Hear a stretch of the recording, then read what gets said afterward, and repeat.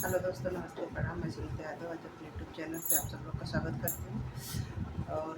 आज आप सब लोग के बीच में देवी माँ का पचरा गीत है लेके आ रही हूँ। आप लोग कैसा लग करना, देखना, लाइक सब्सक्राइब शेयर जरूर करना और अपना प्यारा आशीर्वाद जरूर देना। आपको आज हैप्पी जरूर सुनिए। मोरे पीछा मैया मावा की बगिया हो की यारी यारी ना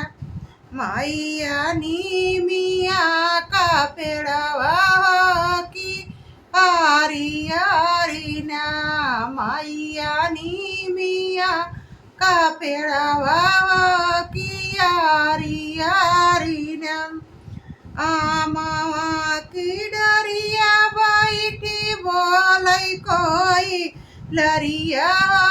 की जागा मैया ना भैले भोरावा साबेरावा की जागा मैया ना भैले भोरवा साबेरावा की जागा मैया ना कोई लड़की बोली सुनी उठाली मायरिया गागरिया लइके ना मैया पानिया का जाली हो गागरिया लइके ना मैया पानिया का जाली हो गागरिया लइके ना बारी के गगरिया मैया धैली पाना घाटवा हो की जो हैलागिना एही मालिया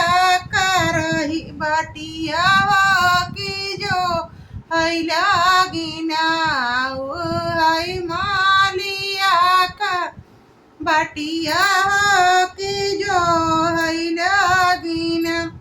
ओही रहिया आई है ओही मालिया बेटा हुआ उठाई ना देत्या ना माली हमारी गगरिया उठाई हो देत्या ना माली हमारी गगरिया उठाई हो देत्या ना जाऊ हम उठाऊ भाई मैया तोहरी गगरिया की काऊ देबुन मैया गगरी का उठौनी हो की काऊ देबुना मैया गगरी का उठौनी हो